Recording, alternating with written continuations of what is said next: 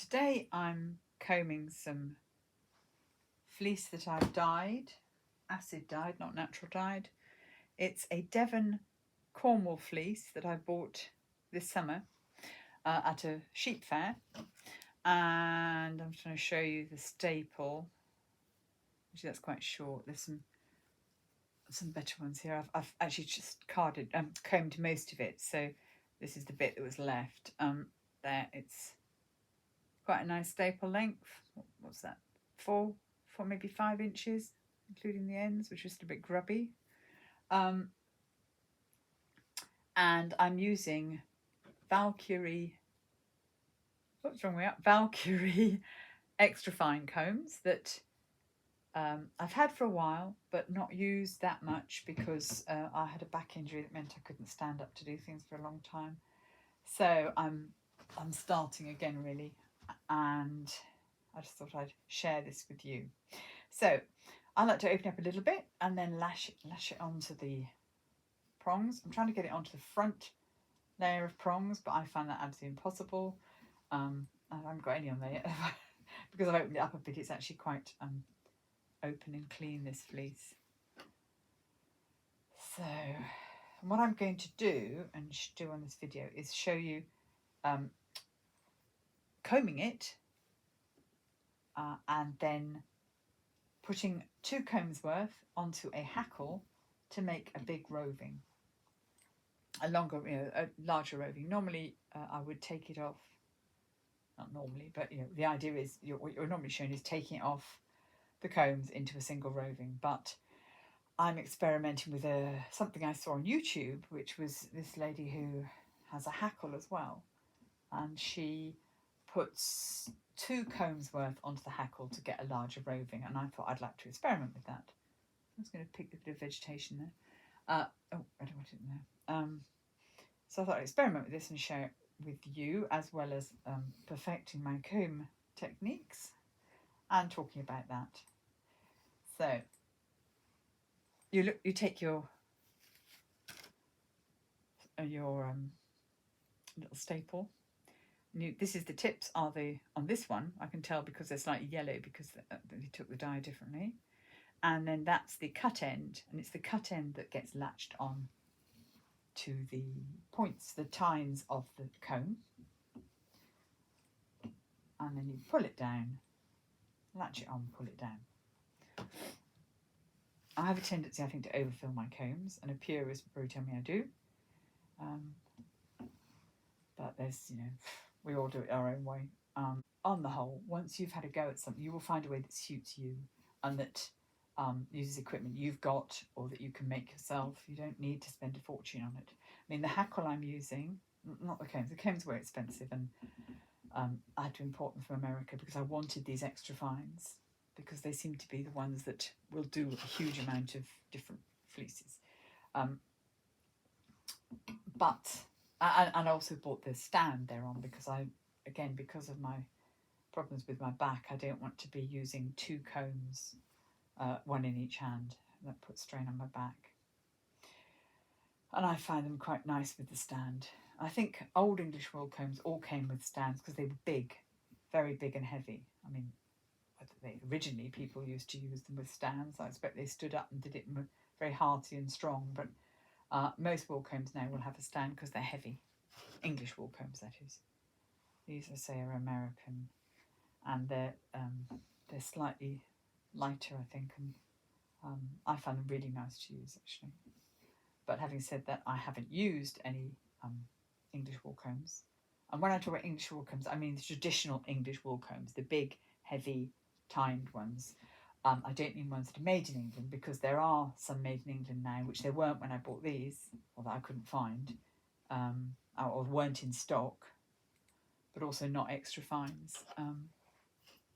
But they are made now. I think Edwards makes a set of, I think he calls them hackle combs, but basically they're like English wool combs.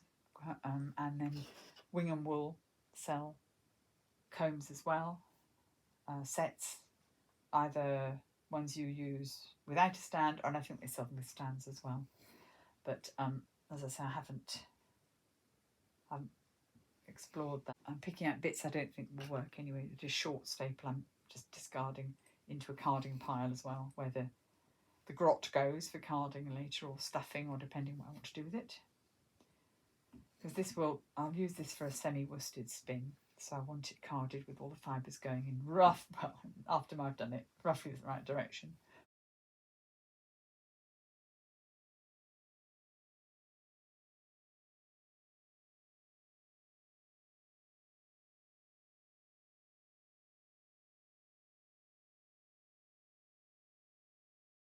So there, now, I did watch a video on YouTube of this lady who suggested to open it all up on the tines, fluff it up before you start, give it a little tug, tidy it up, and I think that makes a lot of sense.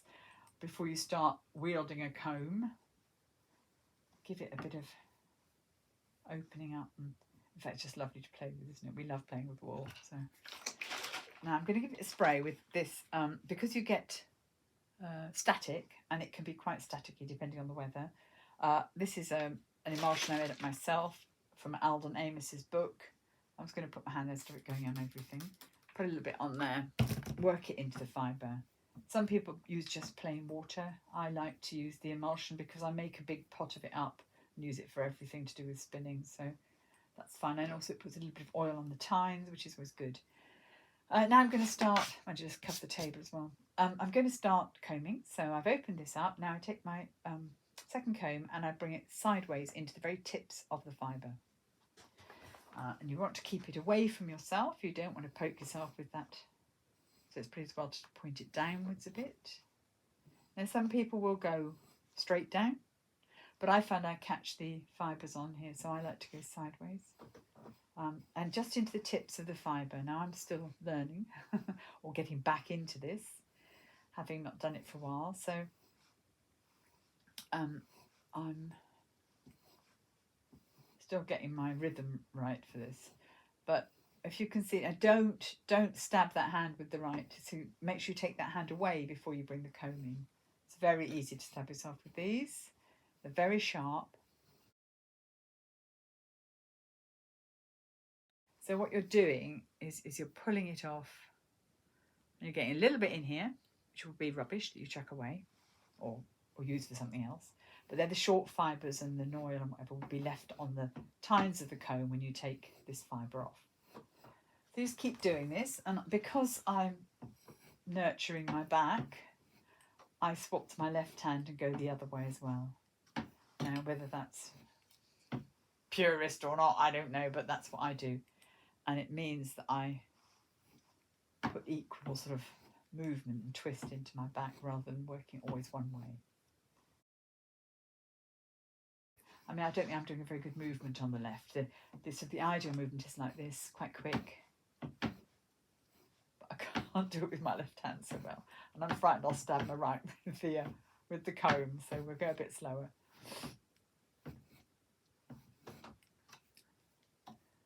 Open it, pull it up the tines a bit so it's a bit more open.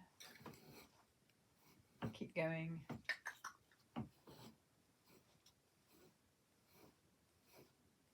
See, I'm much better going to the right. What you don't want to do is bang your tines like I just did. To avoid doing that, if they get bent, particularly on these extra fines that I think must have thinner tines than the other ones. They're certainly closer space. Now I just saw something there that I don't want. Where was it? There we are. A bit of white fluff. I should just chuck it on the floor and hoover later.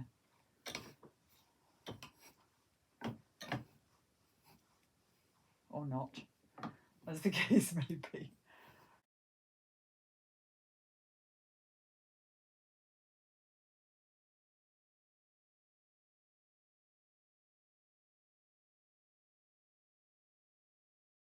So I'm going to say that's probably about it. I'm going to take that off and put that, you can see there's some lumps and bumps in there.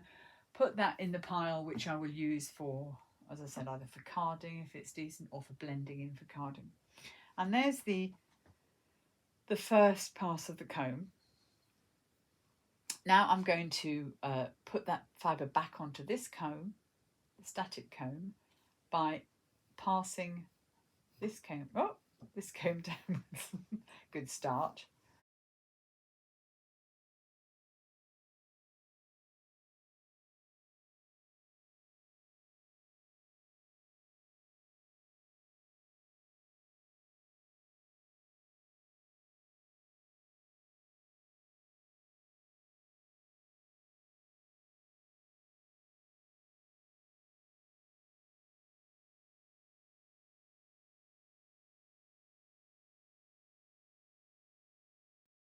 I could take this off the roving with my diz and my little hook, which I use to hook in the fibre.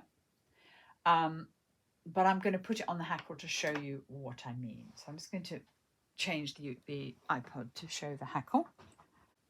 So take the comb, and I've only got this comb's worth of fibre now, but so I'll put it on the hackle. But and again I put it sideways and I just brush it on. What I could do then is do another comb's worth if I had another comb's worth, which I don't because I've run out of this turquoise. And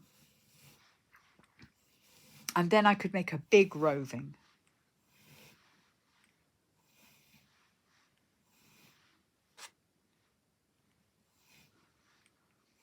But I could just take it off as a roving off this comb if I wanted to. I'm just showing this as an option, really. Yeah, this hackle, as I said, is just made from a bit of, I don't know, is it 4x2 or something wood?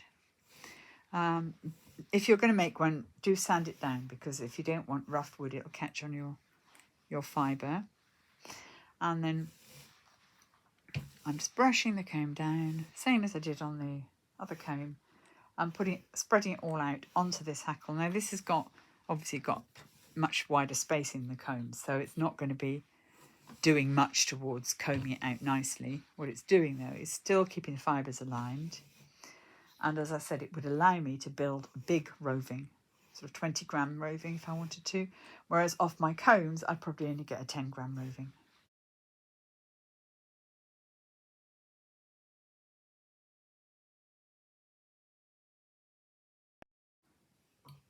Can come off, and that's just the bits. There's some, as you can see, there's bits of noil and whatever in there. Not too bad. Now bring my chair over. My diz, I'm going to use the bigger hole in the diz. Start at this end.